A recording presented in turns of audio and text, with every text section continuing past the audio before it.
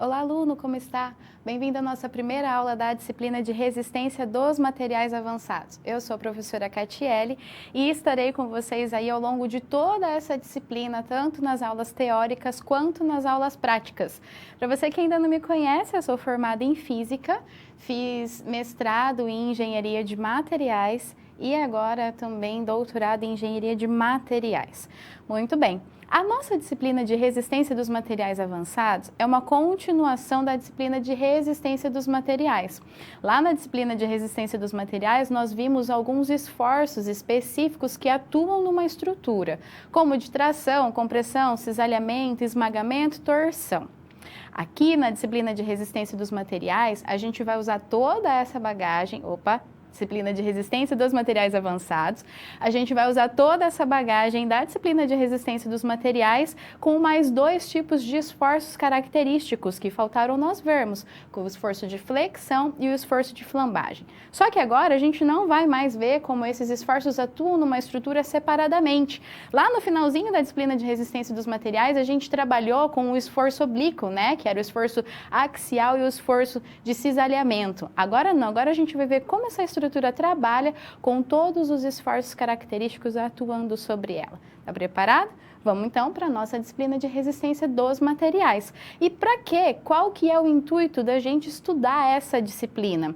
Então vamos ao quadro comigo. Nessa disciplina, nós estudaremos então os tipos de ações nas estruturas, ou seja, carga concentrada, uniformemente distribuída e variada, e como representá-las graficamente. Finalmente, aprenderemos como traçar os diagramas dos esforços solicitantes internos e qual a relação entre eles. Sendo assim, por acaso você já se perguntou por que uma carga P qualquer atuando numa estrutura provoca deformações, como apresentado aqui nessas ilustrações que eu trouxe para você, que normalmente essas deformações traz prejuízo para a estrutura como um todo?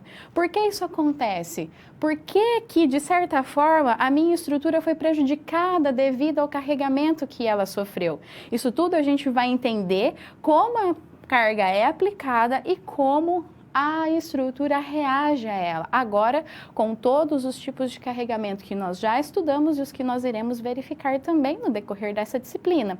Para isso, eu quero relembrar com você alguns conceitos importantes para o desenvolvimento da nossa aula. Vamos ao quadro.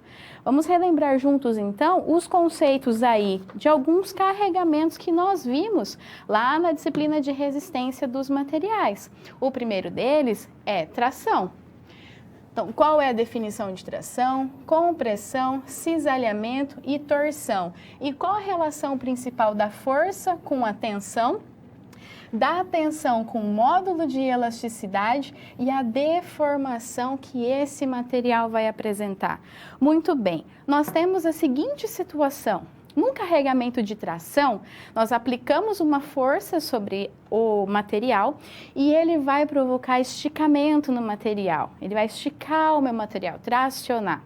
No de compressão, eu aplico a força de compressão e ele vai diminuir o material. Cisalhamento, ele vai mudar os planos desse material com um ângulo característico, é a nossa força de corte. Torção, ele vai provocar uma rotação no meu material. Todo esse esforço aplicado, eu consigo obter a tensão que o material responde ao carregamento aplicado. Se o carregamento for de tração, a tensão é de tração. Carregamento de compressão, a tensão é de compressão. Carregamento de cisalhamento, a tensão é de cisalhamento. Não se esqueça que a tensão é a resposta do material à força aplicada. E matematicamente ela é obtida pelo valor da força dividido pela área da seção transversal antes que haja deformação. E como consequência do carregamento aplicado, eu tenho a deformação que o material vai apresentar. E essa deformação nós normalmente consideramos no eixo da aplicação da força.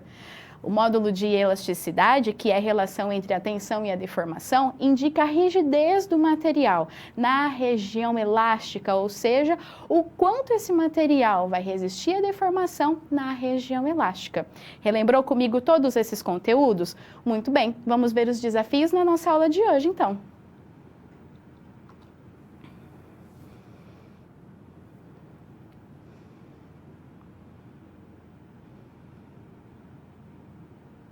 É importante nós conhecermos algumas características que as seções transversais apresentam em um carregamento. Essas características são características geométricas. Vamos entender um pouco melhor ao quadro como são essas características. Muito bem. As figuras planas simples, essas figuras planas simples são do tipo retângulo, triângulo, círculos ou uma combinação dessas figuras, que aí nós vamos dar o nome de figuras planas compostas, que aí podem ser do tipo trapézio, losango, dentre outras, possuem características geométricas distintas. Como característica, nós temos base, altura, raio, área, momento estático, momento de inércia e raio de giração.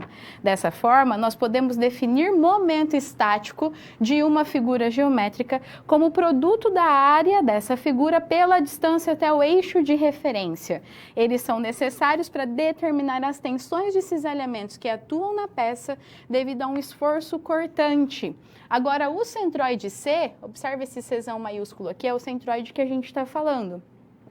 De toda a área é representado pela letra C maiúscula e é calculada por, se eu estiver trabalhando com um ponto X, então meu X de C, ele vai ser calculado pelo momento estático, que é dado pela letra Q maiúsculo, em Y, dividido pela área.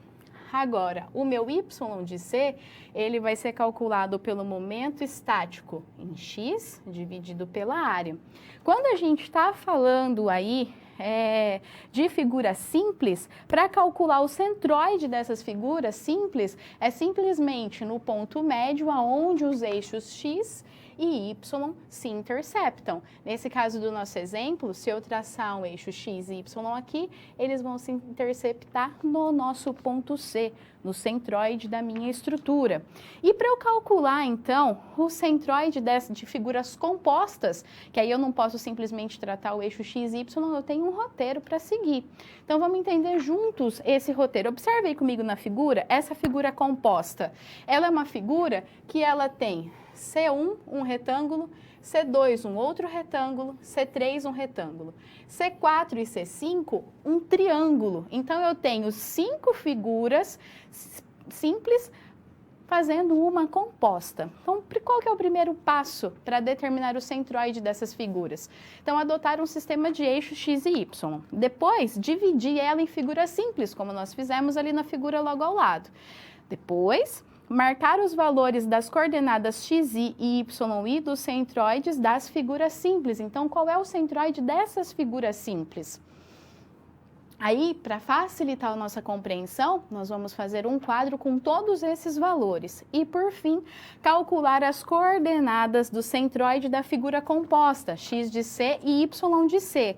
Para eu calcular qual é o ponto x de C da figura composta, vai ser a somatória da área vezes o xi de todas, nesse caso da nossa figura, as 5 figuras planas simples. E para y a mesma coisa, a somatória de todas as áreas vezes o ponto, dividido pela somatória das áreas. Depois, então, de calcular o momento estático, uma outra característica é o momento de inércia da figura plana. E é importante a gente relembrar o que é momento de inércia. Momento de inércia, ele pode ser definido, então, como a dificuldade que o material apresenta para movimento de rotação. Lembra lá na primeira lei de Newton que a gente fala de inércia? Lá é movimento de translação. Quando falamos de momento de inércia, é a dificuldade que o material apresenta no movimento de rotação. Relembrar do conteúdo? Voltamos ao quadro, então. Essa próxima característica, para a seção, para essa figura geométrica, momento de inércia nas figuras planas, nós vamos definir, então, para um pedacinho desse elemento lá na nossa figura. E a gente vai falar que o infinitesimal desse momento de inércia em x vai ser igual ao y ao quadrado vezes o elemento de área. E a mesma coisa para y, só que agora x ao quadrado. Para obter esse momento de inércia total, a gente integra tanto em x quanto em y, e essas são as equações para o momento de inércia de área total das figuras planas.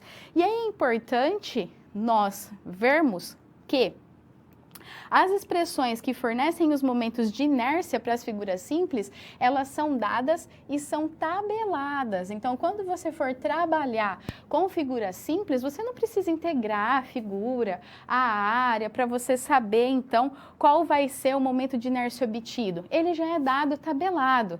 E não se esqueça que os momentos de inércia, eles são características importantes para o dimensionamento das peças sujeitas a um esforço de flexão. E quanto maior o momento de inércia, maior a resistência do material à rotação. E aí, quando a gente fala, então, do momento de inércia dos eixos, das figuras planas, nós temos uma outra característica que é conhecida como o teorema dos eixos paralelos. Vamos ao quadro comigo. O teorema dos eixos paralelos, ele diz que nós já conhecemos o momento de inércia no eixo x e y característico de uma área S.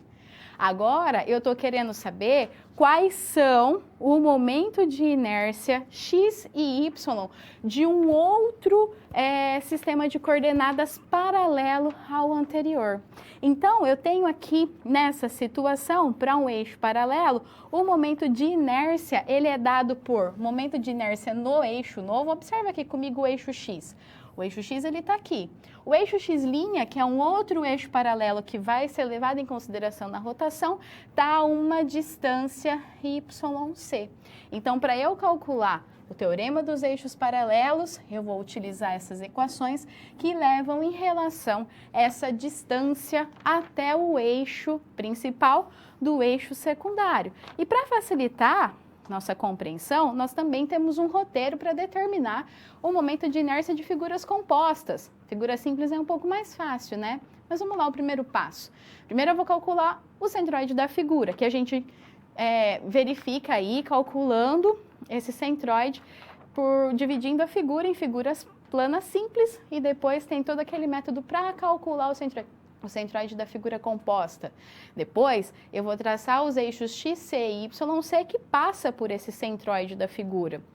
Passo 3, marcar os valores das coordenadas dos centroides das figuras simples aos eixos X e Y. No passo 4, por fim, preencher o quadro para o cálculo dos momentos de figura composta. E, por fim, a última característica que nós iremos trabalhar é o raio de giração de superfície planas, que é uma característica geométrica utilizada no dimensionamento de pilares que são peças sujeitas à compressão paralela ao seu eixo longitudinal, provocando, então, flambagem. E aí a equação, tanto para x quanto para y, é dado pelo momento de inércia dividido pela área. E a unidade desse raio de giração é dada em dimensão e ao comprimento L. Muito bem. Dessa forma, então, nós vemos qual é a definição desses conceitos importantes para a geometria de uma figura plana, simples e composta.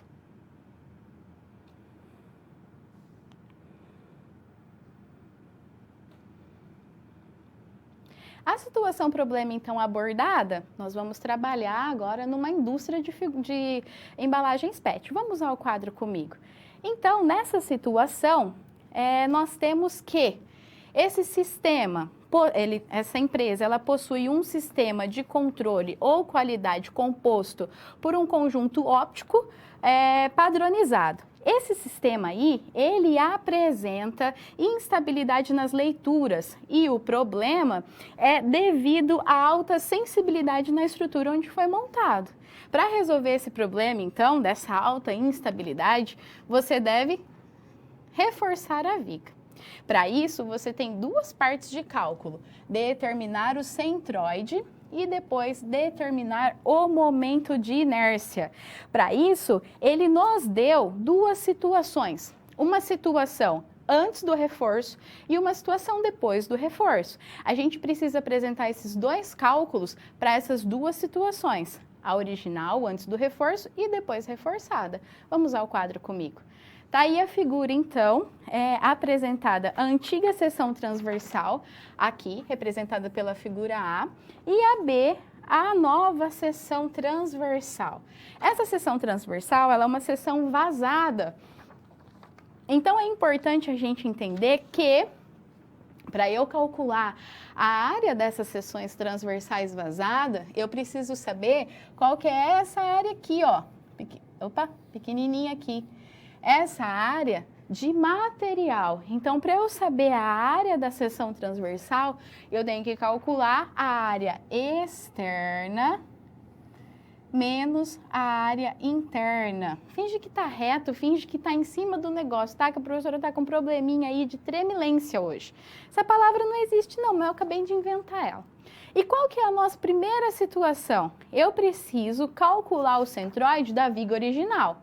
A viga original aí. Para eu calcular o centroide da viga original, o que eu sei? Eu preciso traçar, então, um eixo X e um eixo Y, e no ponto onde as duas retas interceptarem é o meu centroide.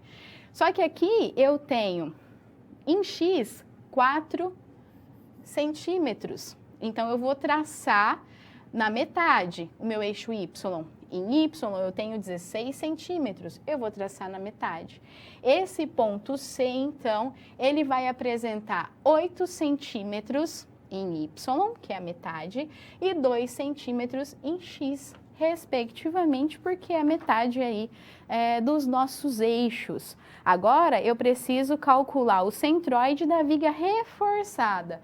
Vou voltar aqui com você, é essa viga aqui que a gente vai calcular. Nós vamos calcular esse centroide. Eu preciso dividir, primeiro passo, a minha estrutura em duas figuras planas simples. Então, eu tenho esse retângulo de 16 por 4 e esse retângulo de 16 por 4.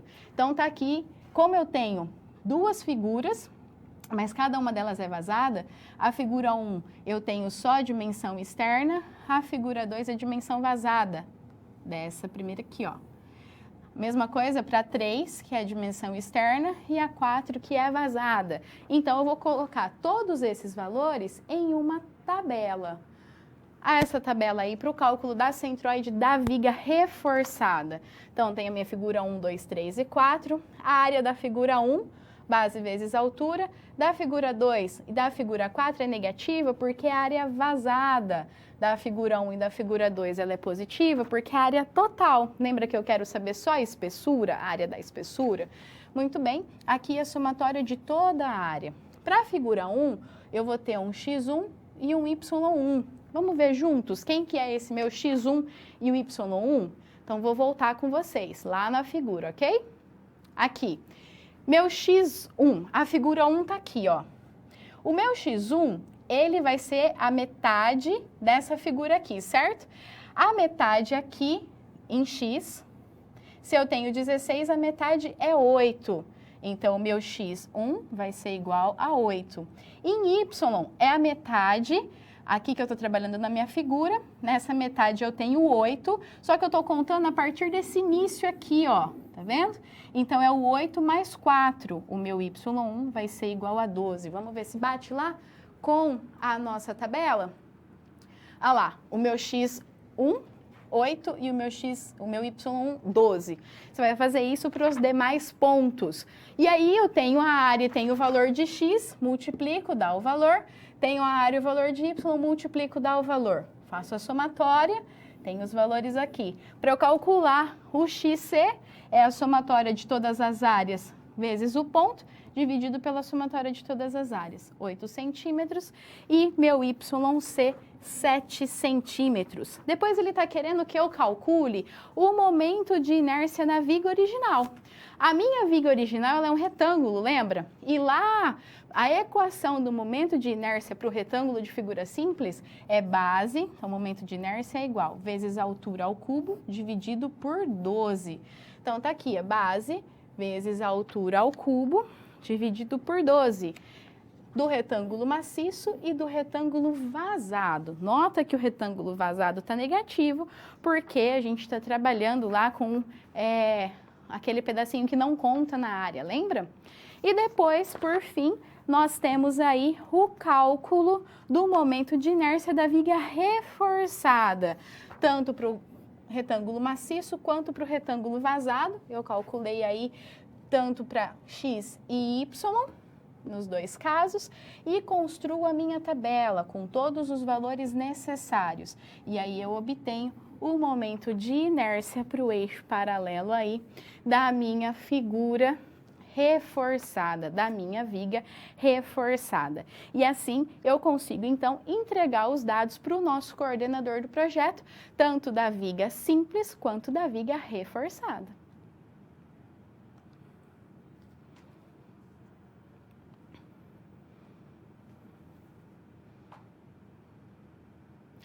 Vou te fazer uma pergunta.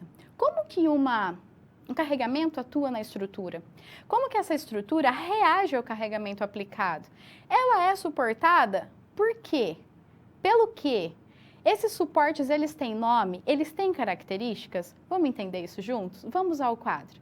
Primeira coisa que a gente precisa entender aí é que uma estrutura, né, seja ela qual for, elas recebem um nome segundo o qual, como elas são suportadas. Vamos trabalhar com viga para a gente entender melhor isso. O que são vigas? Elas são elementos estruturais que oferecem resistência à flexão, o carregamento de flexão. Por definição, elas possuem duas dimensões muito menores que a terceira, que nós estamos falando do comprimento. O comprimento é muito maior do que as outras duas dimensões e as cargas aplicadas são perpendiculares ao eixo longitudinal e são nomeadas de acordo com seus apoios, também chamado de conexões. Por exemplo, a viga biapoiada, ela tem dois apoios nas extremidades. Esses apoios, eles podem ser de dois tipos característicos, fixo ou móvel. Já já a gente vai entender melhor sobre isso. Tenho a viga biengastada. Viga biengastada, ela tem dois apoios de engaste nas suas laterais, nas suas extremidades. Mas eu também posso ter uma viga engastada apoiada. Nesse caso, eu tenho um engaste numa extremidade e um apoio no outro. E depois a viga em balanço, que ela tem um apoio de engaste nessa representação em apenas um lado, ou eu tenho uma viga em balanço também, representada desse tipo assim, ó. Vou tentar desenhar aqui para você. Tem um apoio, que é a estrutura, e um outro apoio. Nessa extremidade eu não tenho apoio nenhum. Então, vigas desse tipo também são chamadas de viga em balanço. Lembrando que nós temos aí 3 tipos de apoio característico. Apoios que oferecem apenas uma reação na vertical, ou seja, ele não permite movimento na vertical quando é aplicada uma força sobre a estrutura. Apoio que apresenta reação tanto na vertical quanto na horizontal, ou seja, ela não permite reação. Não permite que a estrutura mexa nem na vertical, nem na horizontal. E, por fim, o apoio em que ele oferece 3 reações. Ele não permite movimento na vertical, não permite movimento na horizontal e não permite rotação. Esse primeiro apoio aqui, que só oferece uma reação, ele é chamado de apoio móvel ou apoio rolete. O segundo caso, com 2 reações, é chamado de apoio fixo ou pino. E o terceiro caso é chamado de apoio de engaste. Lembrando que para a gente verificar o equilíbrio de uma estrutura, a gente tem que utilizar as condições de equilíbrio dadas, ou seja, então, a somatória de todas as forças em X deve ser igual a 0, somatória de todas as forças em Y deve ser igual a 0 e a somatória dos momentos deve ser igual a 0. E para essa estrutura estar em equilíbrio, todas essas condições devem ser satisfeitas. Não adianta eu ter uma só satisfeita. Para estar em equilíbrio, todas devem ser satisfeitas. E aí eu consigo ver como é o comportamento da minha estrutura. Entendeu como ela recebe o nome? Entendeu como ela está suportada? Muito bem. Agora a gente precisa entender como o carregamento pode ser acoplado, enrolei a língua, desculpa, na estrutura. Vamos ao quadro, então. Nós podemos, então, aplicar um carregamento nessa estrutura de 3 formas características, como ela é chamada de carga concentrada, carga uniforme e carga variada. Vamos entender um pouquinho melhor cada uma delas. A carga concentrada, ela é do tipo local. Então, ela vai ser sempre representada aí por essas setas no local. Ela é aplicada em um local específico. A carga uniforme, ela é distribuída em uma região do material. Toda essa região vai estar sobre o mesmo carregamento. E a carga uniforme, uniformemente variada ou carga variada, ela vai ser uma carga que apresenta variação na sua extremidade, ou seja, ao longo da sua aplicação, cada ponto do material sente um valor de carga. Tanto a carga uniforme quanto a carga variada, ou seja, eu posso transformar elas em carga concentrada. E como isso acontece? Isso acontece através das regras, né, de cálculo. Para eu transformar essa carga uniforme em concentrada, é o valor da carga vezes o local enquanto ela está distribuída. Aplico no centro da distribuição. E a carga variada é o valor máximo da carga vezes o comprimento em que ela está distribuído. Aplico a 1/3 do lado maior. E assim, as reações dos apoios, elas vão responder ao tipo de carregamento que é aplicado. Vamos ver aí como identificar essas reações. A princípio, a gente não sabe se é positivo ou negativo, a gente trabalha dessa forma e aí se o valor der errado, se a gente trabalhou com o valor errado, ele vai aparecer um menos lá no final e aí a gente só muda o valor da carga. Então, para esse caso aí, eu tenho que aplicar as condições de equilíbrio. Quais são as condições de equilíbrio? Para eu saber, nas duas casos, ou na viga biapoiada ou na viga em balanço. Somatória de todas as forças em x é igual a 0 e aqui eu vou descobrir que HA vai ser igual a 0. Depois, somatória dos momentos num ponto que eu for escolher tem que ser igual a 0. Nesse caso de somatória nos momentos, eu vou obter que a reação em B vai ser igual a força vezes A, que é a distância, dividido por I, que é o comprimento total. E aplicando a última condição de equilíbrio, que é a somatória das forças em Y igual a 0, eu obtenho que a reação em A, ela vai ser igual a força vezes a distância B, dividido pelo comprimento total. E a mesma coisa eu tenho que aplicar aqui na viga em balanço, aplicando as condições de equilíbrio. Aí eu vou descobrir nessa situação que HA é igual a 0, que MA vai ser igual a menos P vezes o A e, por fim, que RA vai ser igual a P. Agora, quando eu tenho uma viga com múltiplos carregamentos, eu simplesmente vou aplicar também as condições de equilíbrio, igual nós fizemos nesse caso anterior aqui, ó. Então, quando eu aplico os múltiplos carregamentos, eu obtenho que nesse caso específico HA é igual a 0, porque eu tenho um apoio fixo e um apoio móvel, tá? Então, HA é igual a 0. Tenho também que RA vai ser igual a P1, B1 sobre I, mais P2, aqui é um I, tá? P2, B2 sobre I, mais se eu tenho N carregamentos, PN vezes BN sobre I. E para o RB não vai ser diferente, só que agora vai ser P1 A1 sobre I, como eu tenho N carregamentos, PN AN sobre I. Tem uma outra situação para um carregamento distribuído. Nesse caso de carregamento distribuído, eu tenho que dar um jeito e fazer essa carga concentrar de alguma forma. Como que eu calculo esse carregamento? Eu tenho que calcular a integral da linha dessa carga distribuída, para que ela se resuma em uma carga equivalente concentrada. E aí essa carga equivalente, depois eu calcular a integral, ela pode ser de duas formas, como eu falei para vocês. Ou ela pode ser uniforme, e aí eu concentro ela no centro da distribuição, ou ela pode ser variada, e aí eu concentro ela a 1/3 da distribuição do lado maior. E aí eu calculo, então, aplico as condições de equilíbrio, e para esse primeiro caso, eu obtenho que HA vai ser igual a 0, que RA vai ser igual a carga Q vezes o comprimento dividido por 2, e RB vai ser também igual a carga Q vezes o comprimento dividido por 2. Para a variada, eu tenho que HA é igual a 0, RA vai ser igual a Q vezes o comprimento por 6 e RB vai ser igual a Q vezes o comprimento por 3. E por fim, eu consigo calcular o peso próprio que a estrutura tem. O peso próprio, vamos ver, entender nessa viga aí de comprimento I, onde a seção transversal qualquer possui uma área da seção transversal que eu vou chamar de AST. E esse volume é a área vezes o comprimento, então é a área da seção transversal vezes o comprimento I. Multiplicado pelo seu peso específico, então eu tenho o peso total dessa viga, que é o volume vezes o peso específico, que nada mais é do que a área da seção transversal, vezes o comprimento, vezes o volume específico.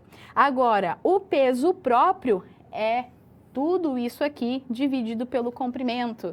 Então, o peso próprio de uma estrutura ele é dado por G, que é igual ao peso total dividido pelo comprimento. E isso vai ser igual à área da seção transversal vezes o meu peso específico. Dessa forma, nós calculamos, então, o peso próprio de uma estrutura qualquer.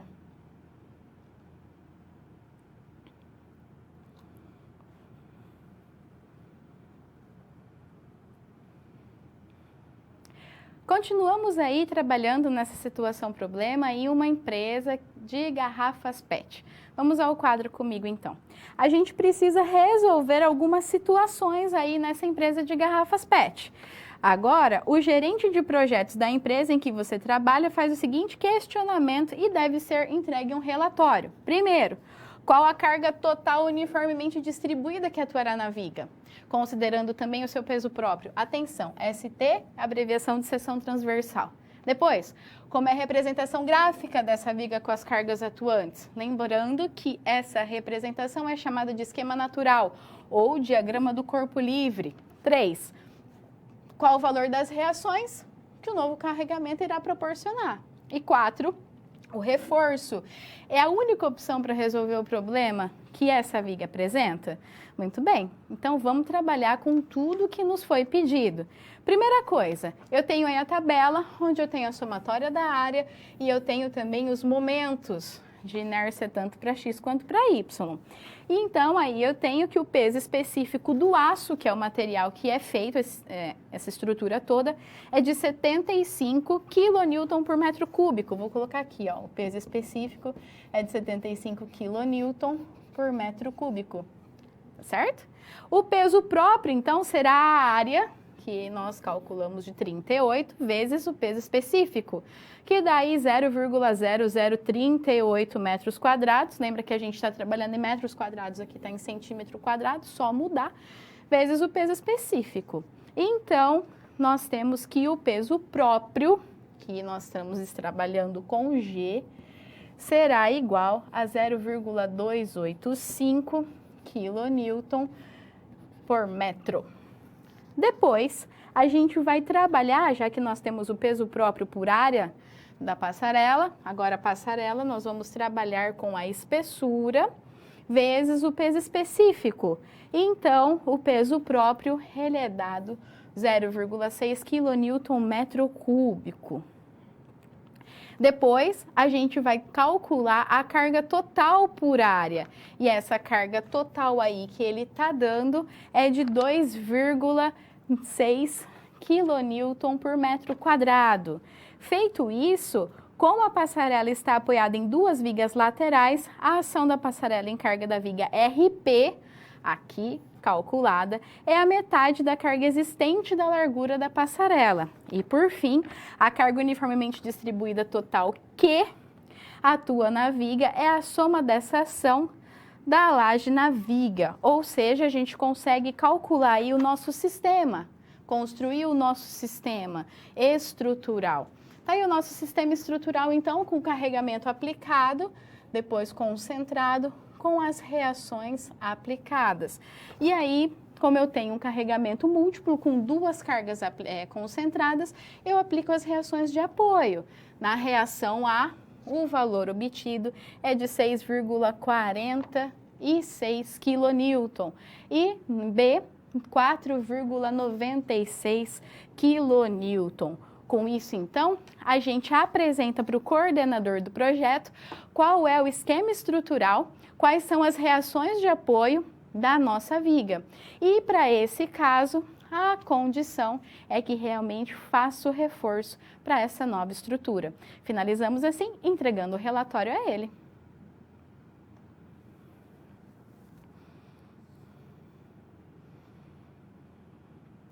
Muito bem.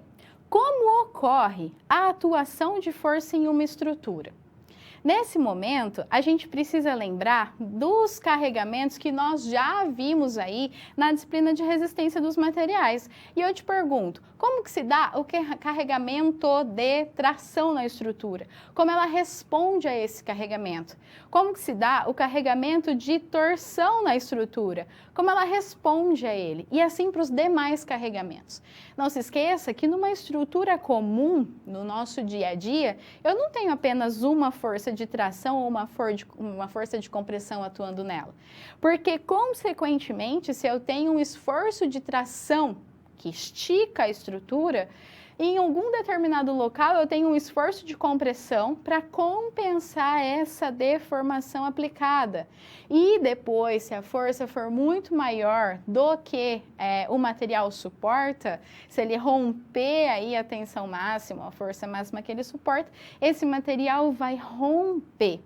Se eu tenho rompimento, se eu tenho fratura no material, isso significa que eu tenho a atuação da força de cisalhamento. Qual é a motivação agora? Você olhar para a estrutura e conseguir visualizar dos carregamentos que você já conhece, já foram estudados, quais estão atuando na estrutura específica. Tudo bem? Não se esqueça de que a força dá nome à tensão. Elas andam junto, né? Em paralelo.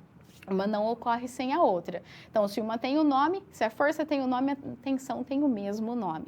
E aí você consegue, com os carregamentos que você já conhece, analisando a seção transversal, verificar qual o esforço que está atuando na estrutura. Vou te dar uns minutinhos, manda sua pergunta para mim.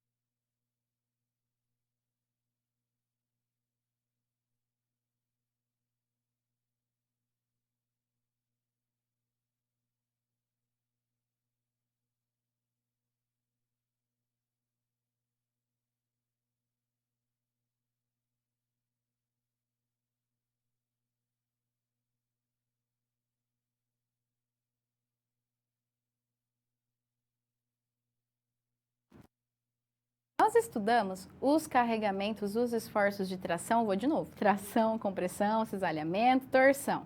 O que falta? Falta a gente entender quais são os esforços de flexão, quais são os esforços de flambagem. Só que primeiro a gente vai ver na estrutura como ocorre o carregamento que nós já conhecemos, que é o carregamento de cisalhamento. E aqui a gente vai chamar ele de esforço cortante. Então, todas as vezes que eu falar de esforço cortante, diagrama de esforço cortante, nananã, de esforço cortante, significa que eu estou levando em consideração uma força de cisalhamento aplicada. Lembra que a força de cisalhamento, ela é aplicada perpendicular ao eixo longitudinal do material. Vamos tomar o meu braço como exemplo. Eixo longitudinal é aquele eixo que trabalha com todo o material. Se eu tenho um carregamento aplicado perpendicular a ele, ou seja, na seção transversal, ele vai ser um carregamento, nesse caso, de cisalhamento, tá certo? Então, primeiro a gente vai entender como vai dar esse carregamento, como a estrutura vai reagir a ele, como eu calculo esse carregamento para construir os diagramas de esforço cortante e também de momento fletor. Depois, nas próximas aulas, a gente vai entender como calcular esse momento fletor e como a força de flexão atua em uma estrutura, tá bom? Vamos junto comigo, então?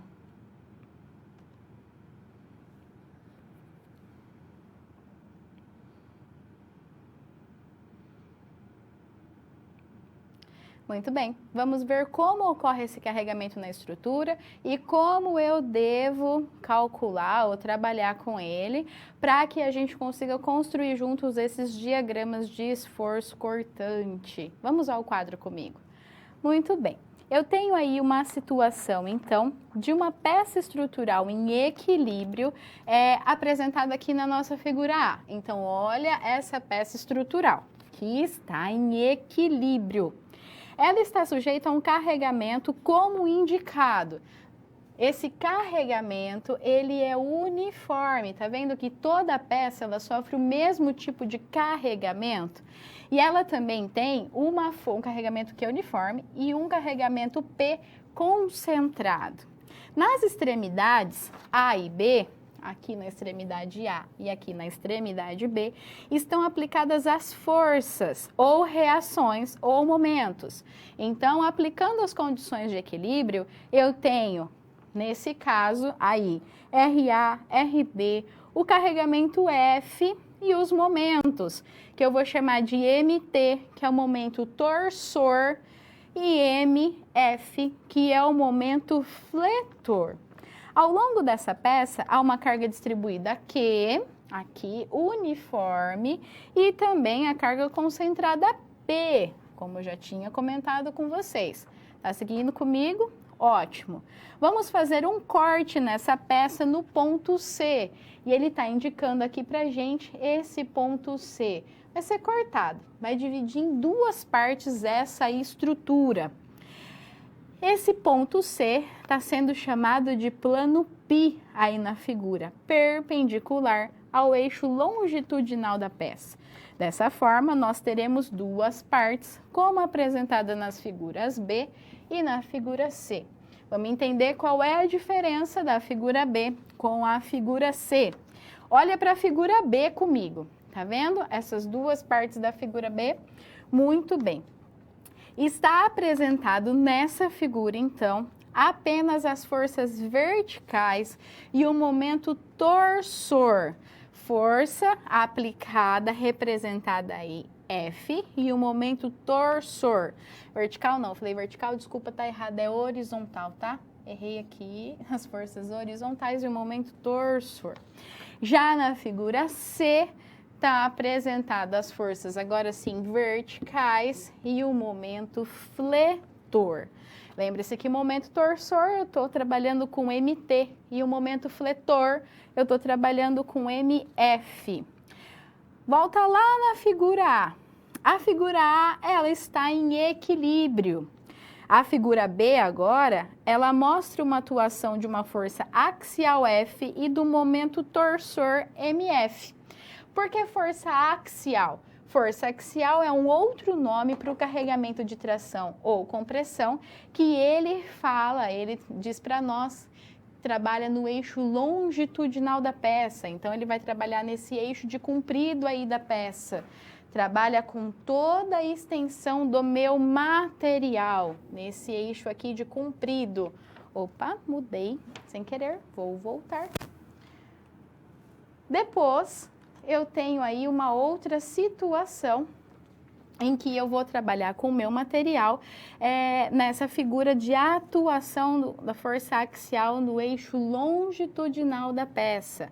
Ótimo. Dando continuidade para o trecho AC, ainda na figura B, eu vou, para que ele continue em equilíbrio, é necessário que atue nesse ponto C, ou seja, nesse ponto de corte aqui da minha estrutura, atue nesse ponto uma força FC e um momento torsor que eu vou chamar de MTC.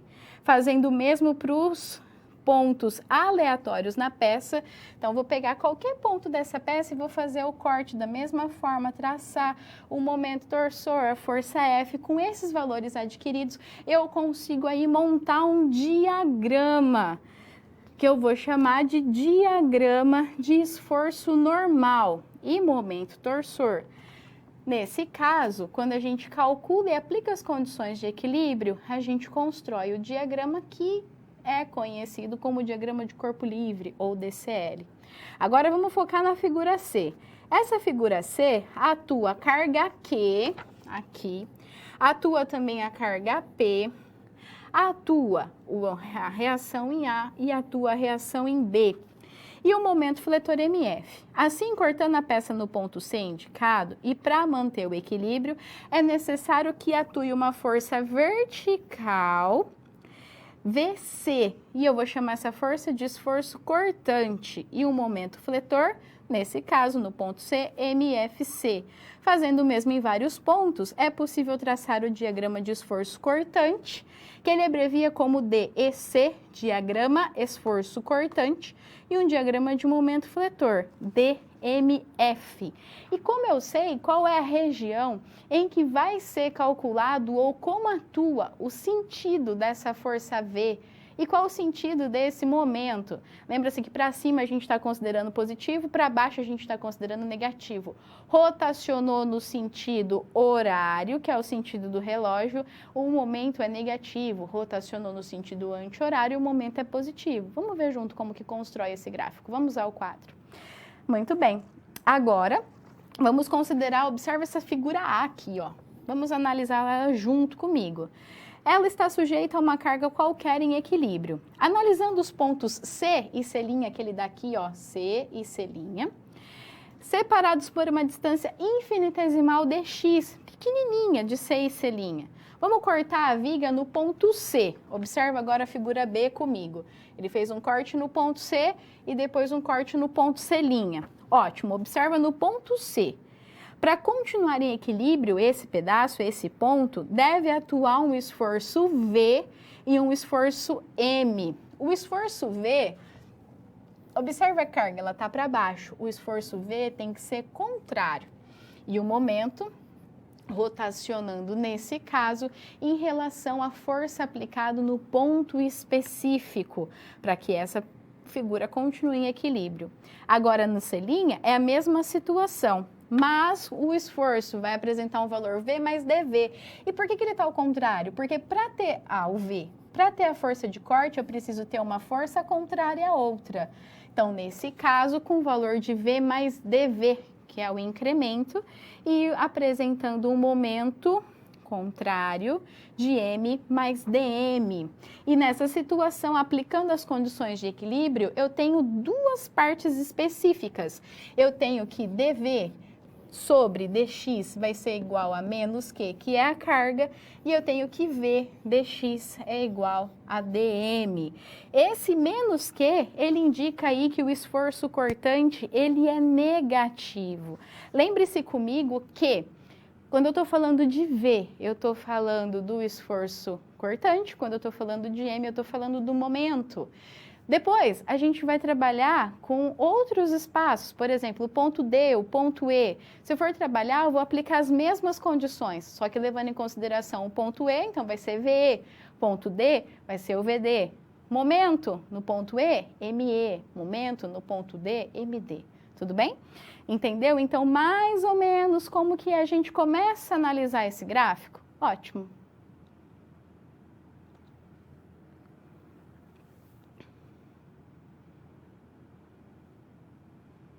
Como construir, então, o diagrama do momento fletor e do esforço cortante para um material que tem um carregamento aplicado sobre ele? Vamos ao quadro.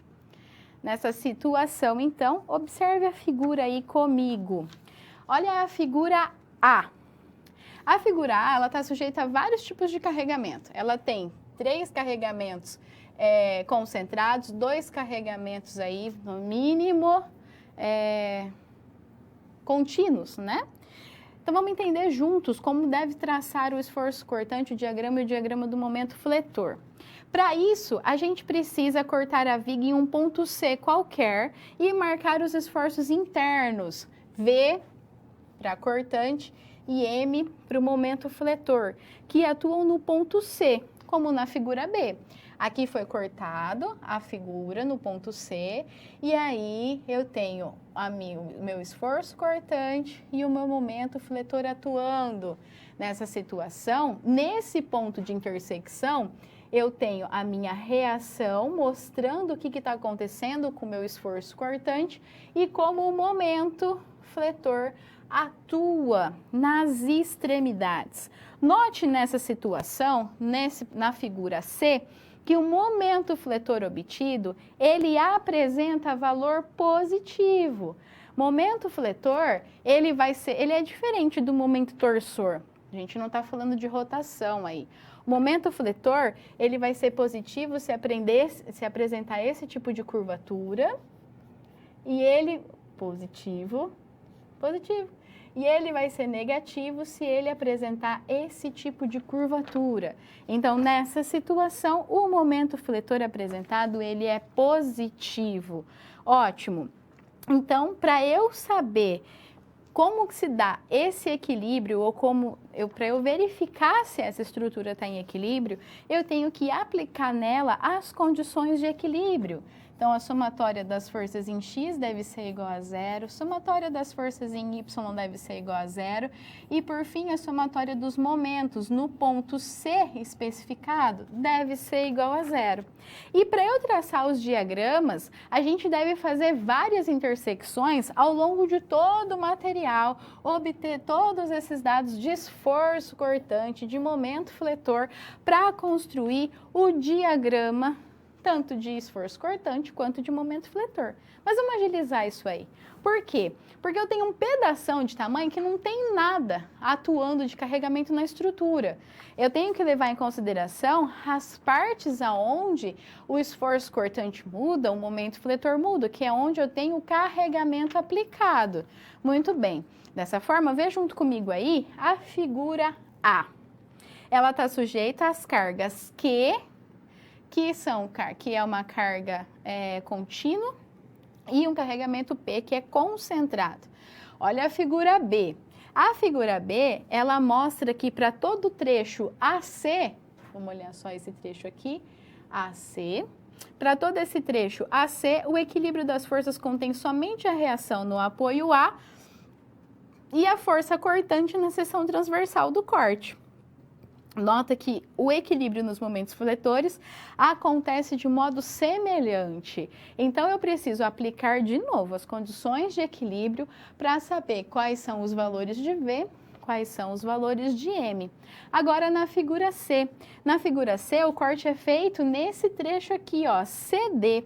E a peça deve estar em equilíbrio e satisfazer as condições de equilíbrio. Por fim, na figura D, nós verificamos o equilíbrio do esforço cortante e momentos fletores através sempre das condições de equilíbrio.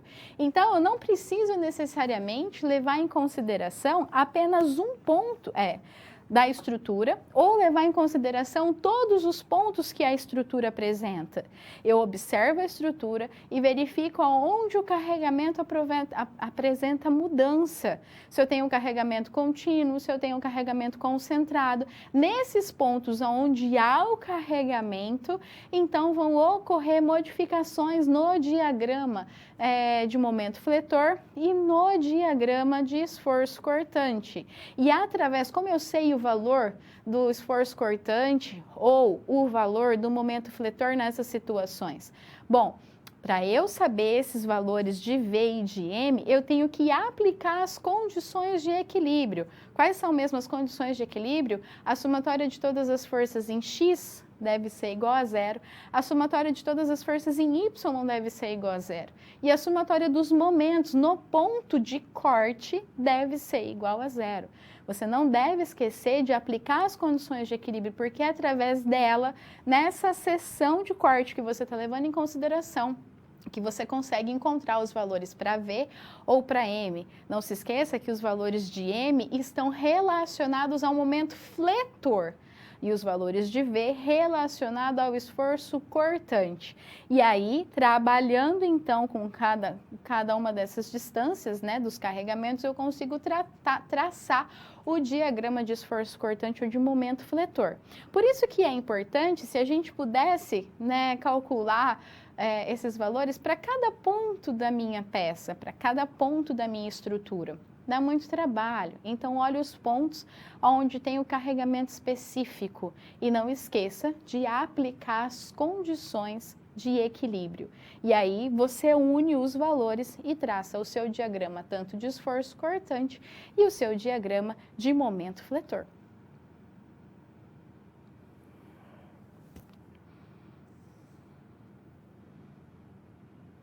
Vamos verificar, então, qual é a situação, problema proposta para resolvermos, aplicarmos os conteúdos necessários para a resolução? Vamos ao quadro comigo. Muito bem, a gente está falando aí de uma empresa PET e que o gerente está com alguns problemas aí na seção transversal de um material. E o gerente de projetos da empresa que você trabalha deseja agora que elabore um memorial de cálculo contendo as respostas dos seguintes questionamentos. Temos 4 pontos para analisarmos. Primeiro ponto, considerando o esquema estrutural apresentado, como será o diagrama de esforço cortante para a viga com reforço? Esse aqui, essa figura apresenta para nós aí o diagrama. 2. Como será o diagrama de momento fletor para a viga reforçada, considerando o mesmo esquema estrutural? Então, eu tenho que apresentar o diagrama de esforço cortante e o diagrama de momento fletor. 3. Em que ponto da viga atuará o momento fletor máximo? E qual é o seu valor? 4. Qual será o valor desse momento fletor? Temos algumas atividades para fazer. Primeira coisa que a gente precisa é olhar juntos essa estrutura, esse diagrama inicial e verificar qual é o ponto de intersecção, aplicar as condições de equilíbrio nos pontos em que o carregamento é modificado da estrutura. Então, serão mais de um corte que nós iremos fazer. Você viu que são mais de um carregamento aplicado, né? E aí a gente vai analisar o comportamento do esforço cortante e o comportamento do momento fletor. Tudo bem? E traçarmos aí os 2 diagramas. Com os diagramas traçados, a gente vai verificar qual é o momento máximo e onde ele está e qual é o seu valor. Vamos ao quadro comigo? Tá aí, então, o nosso esquema para qual a gente vai trabalhar com ele. Então, para a resolução desse problema, torna-se necessário 2 cortes para determinar as curvas para o esforço cortante e o momento fletor. O primeiro corte está compreendido entre os pontos A, C. O segundo corte no trecho CB. Então, observa aí a figura A e aonde vai ser feito o primeiro corte. O primeiro corte a gente vai trabalhar com o trecho AC, o segundo corte a gente vai trabalhar com o trecho CB. No ponto A, devido à rotação de apoio, o diagrama do esforço cortante, a gente vai chamar diagrama do esforço cortante, como DEC, tá? Que é a abreviação, sofre uma descontinuidade partindo do zero e atingindo a 6,46. Na nossa figura A, ele já dá para nós os valores das reações dos apoios, tanto em A quanto em B. Então, isso facilita já para a gente os cálculos, tá certo? E nesse caso aí, partindo de 0 até 6,46 para cima, e o momento fletor aí, ele é nulo. Para o primeiro trecho, AC, com a variação da carga constante, tomamos o ponto final do trecho. Então, onde que a gente vai cortar esse ponto? A gente vai levar em consideração aqui, ó, esse ponto final. Finge que tá reto aí, tá? Que a professora tá meio tremendo aí. Não tá muito certo os traços, não. Mas finge que é aí. É nessa aplicação da carga concentrada de 3 kN, tá? A 1 metro do ponto inicial, ou seja, a 1 metro do apoio A, que é um apoio fixo. O que eu tenho que fazer? Dividir. Vou trabalhar com esse trecho AC aqui. Eu tenho que aplicar as condições de equilíbrio. Para saber quem que é essa força V aqui contrária, ó. Então, eu sei que eu tenho uma força de 6,46, que é do apoio A. E eu tenho essa de 3 kN, ela não conta porque ela está aplicada bem no ponto. E eu tenho essa força aqui, distribuída de 2,105 kN por metro. Mas como eu tenho 1 metro, então ela vai ser de 0,105 kN, menos o carregamento V aplicado. Estou trabalhando com menos porque eu sei que esse é positivo. Para eu ter um esforço cortante, nesse ponto eu tenho que ter um carregamento negativo, que é o meu V, tá certo?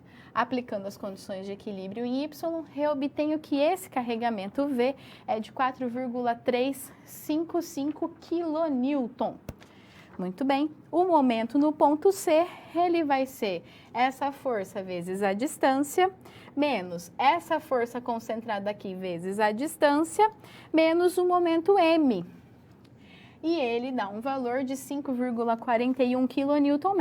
Então, a carga entre o ponto A e o final desse trecho no ponto C é distribuída. O gráfico dessa força cortante será uma reta inclinada, variando de 6,45 kN no ponto A até 4,355 kN, que foi o que a gente achou no ponto C, ao final desse trecho. Já o diagrama do momento fletor será uma parábola, variando de 0 do ponto A até o valor de 5,41 kNm, que foi o que nós calculamos nesse ponto C.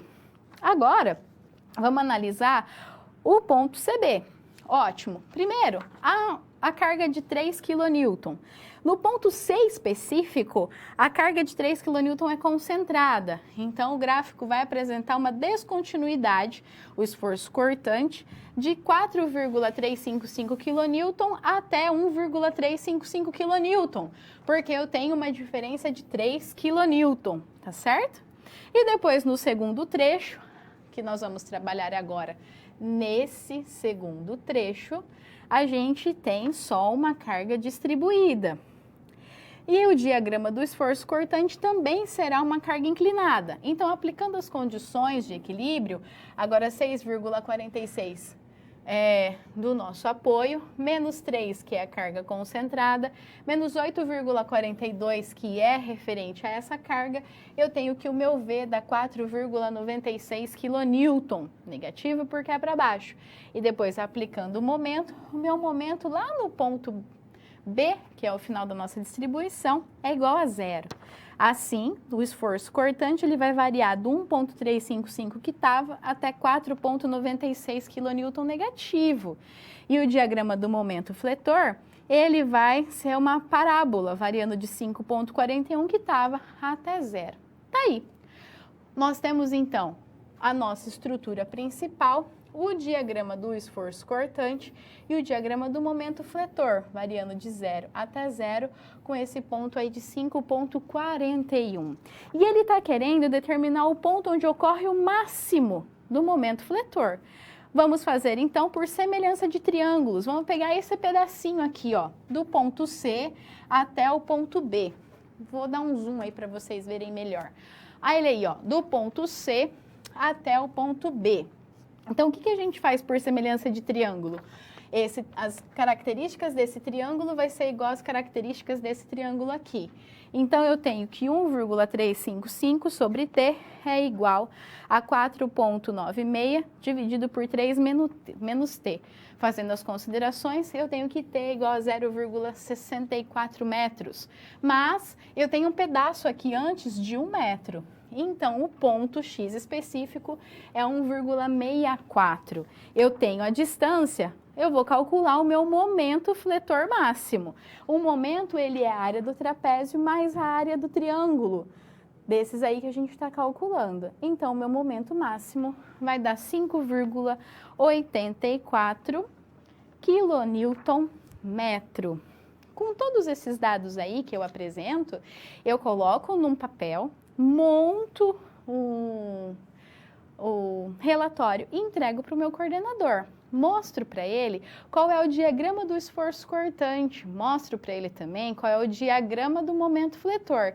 E através da análise desse diagrama, ele consegue verificar quais pontos que estão atuando maior concentração de força e quais pontos em que o momento fletor é máximo ou é mínimo.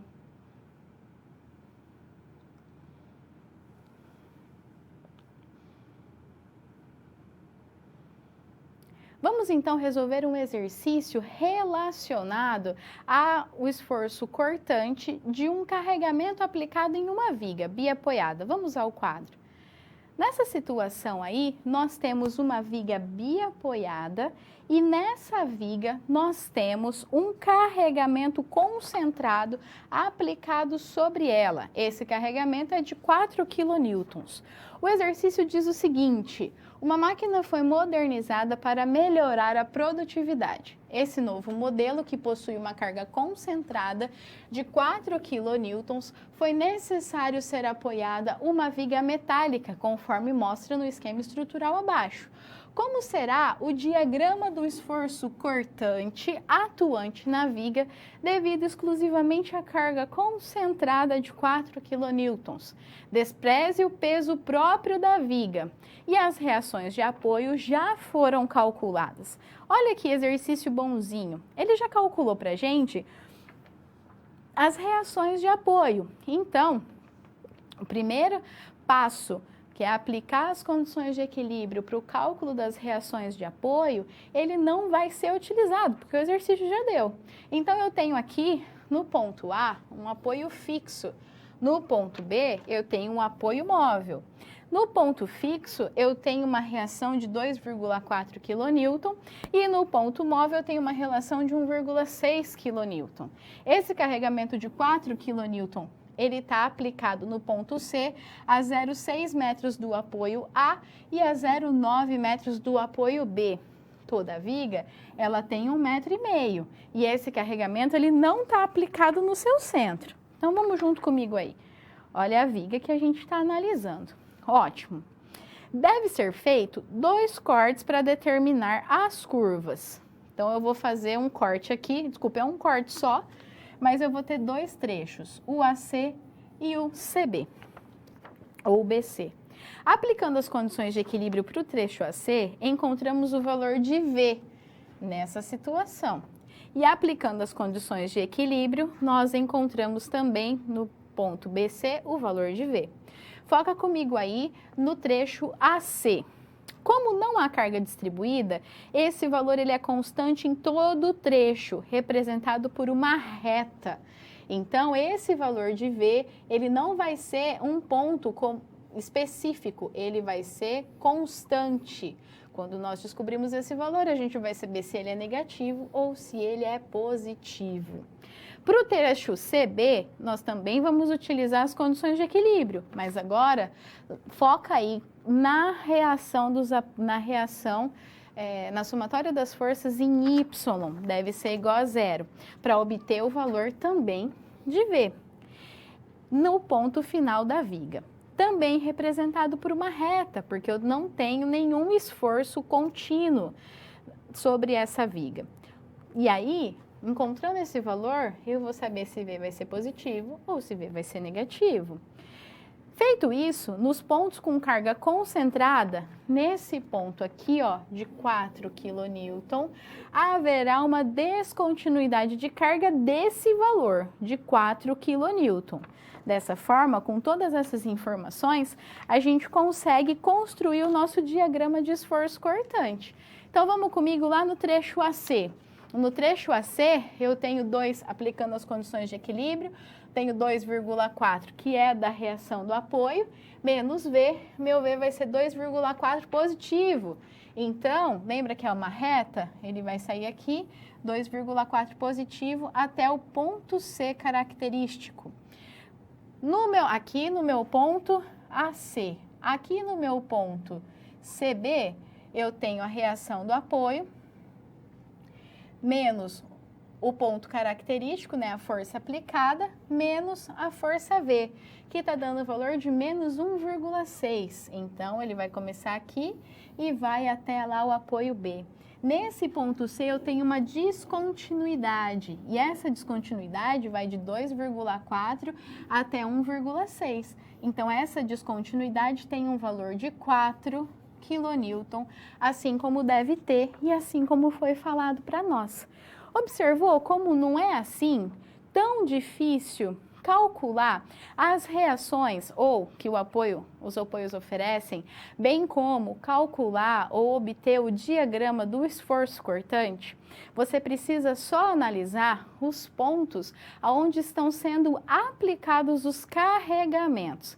Analisou esses pontos de aplicação de carregamento? Nessa situação, você tem que verificar qual é o esforço cortante, como ele se dá, se a carga é concentrada, se a carga é uniforme, se a carga é variada, porque vai mudar a minha curva do esforço cortante, e calcular o momento fletor.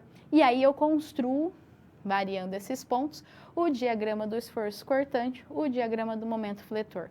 Não esquece que no ponto da aplicação da carga concentrada, eu tenho que ter uma descontinuidade aí do valor da carga concentrada aplicada. Nesse exercício, a descontinuidade foi de 4 kN, porque o valor da carga concentrada aplicada era de 4 kN. E assim nós traçamos, então, o nosso diagrama do esforço cortante.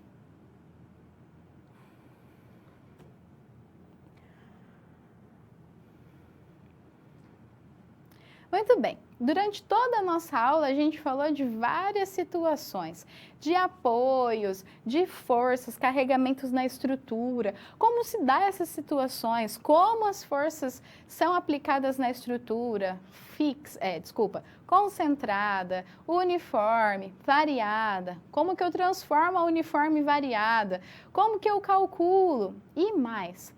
Como as estruturas reagem a esse carregamento aplicado, como que elas são suportadas e como esses suportes interferem nas reações ou nas condições de equilíbrio. Nós vimos na nossa aula de hoje que há 3 tipos de apoio específicos. Primeiro, apoio móvel, também chamado de apoio rolete. Segundo, apoio fixo, também chamado de apoio de pino. E terceiro, apoio de engaste. Dependendo do tipo de apoio, eu tenho uma reação que a estrutura oferece. E ela pode ser apenas uma reação, que é o nosso apoio móvel, duas reações, que é o nosso apoio fixo, ou 3 reações, que é o nosso apoio de engaste. Dependendo do apoio, dependendo de como ela está sustentada a estrutura, ela recebe um nome diferente. Ou viga biapoiada, ou viga engastada, biengastada, dentre outras situações. Tá ok? Então, quando você tiver uma estrutura, analise os suportes em que ela está apoiada, verifique o nome que ela recebe, aplique as condições de equilíbrio e como esses apoios, eles atuam nessa estrutura, como eles reagem aos carregamentos aplicados. Eu vou dar uns minutinhos para você, manda sua pergunta para mim.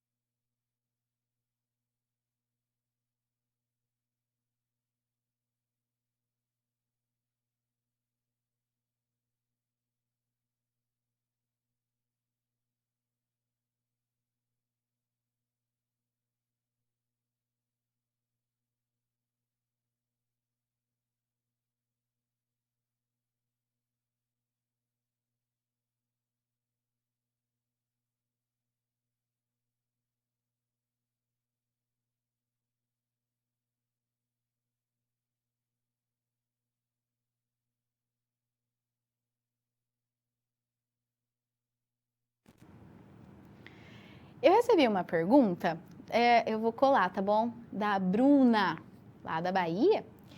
E ela falava assim, professora, ela falava, não, ela fala, né? Oi, Bruna.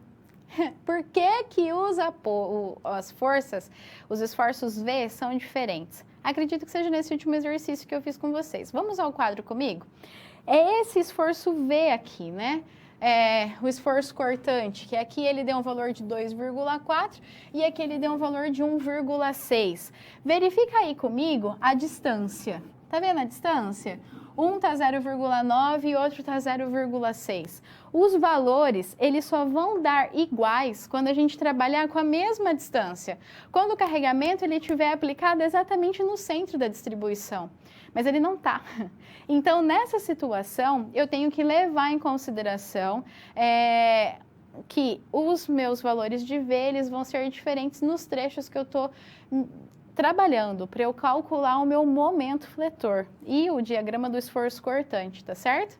Eu também tenho que levar em consideração quais são os carregamentos, além dessa distância que é diferente, os carregamentos que eu estou verificando.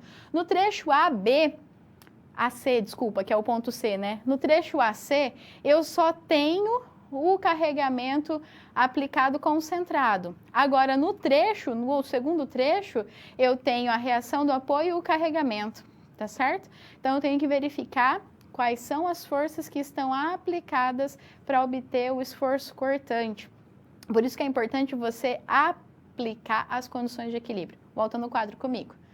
O que eu falo para você? Nesse ponto A, C, eu tenho só essa reação de apoio, ó. Agora, no segundo pedacinho, que eu estou levando em consideração toda a estrutura, eu tenho a reação de apoio e o carregamento aplicado.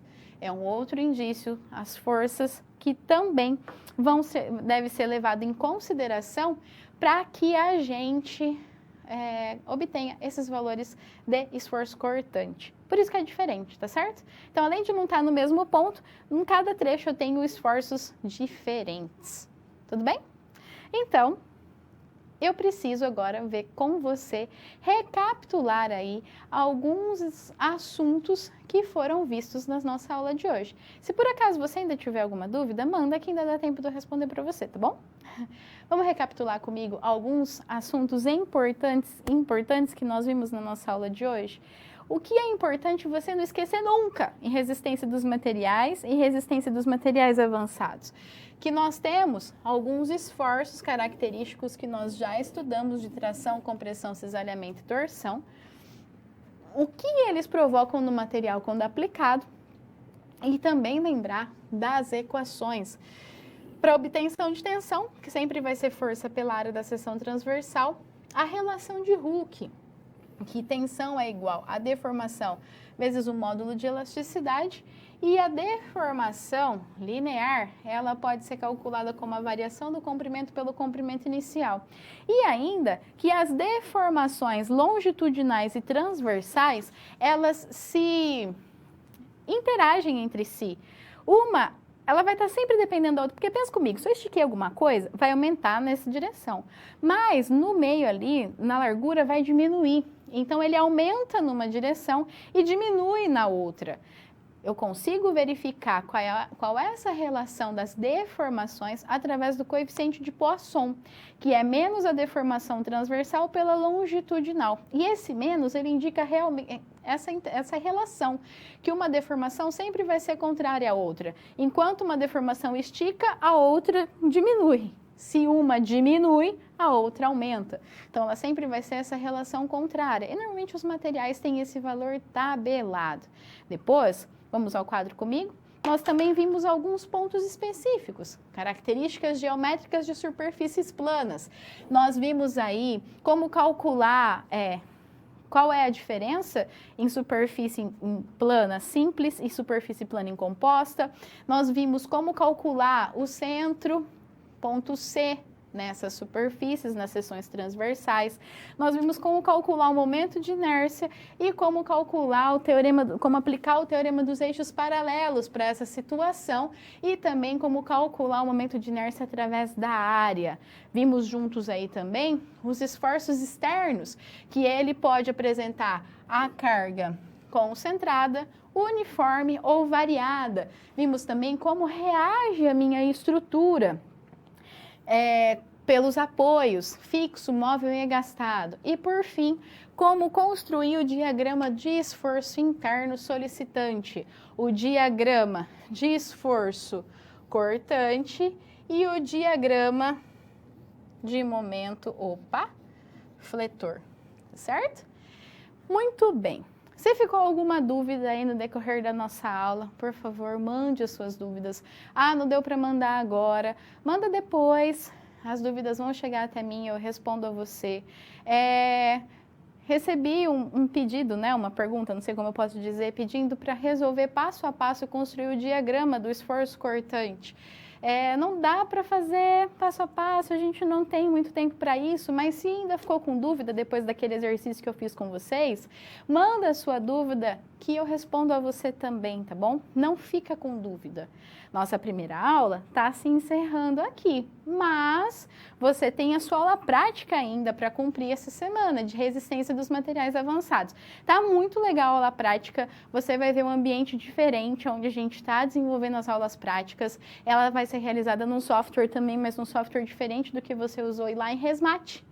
Então não perca a sua aula prática, desenvolva as atividades. Se ficou com dúvida, manda dúvida para mim, faz os exercícios, lê de novo o capítulo, assiste de novo a aula quando der, estuda.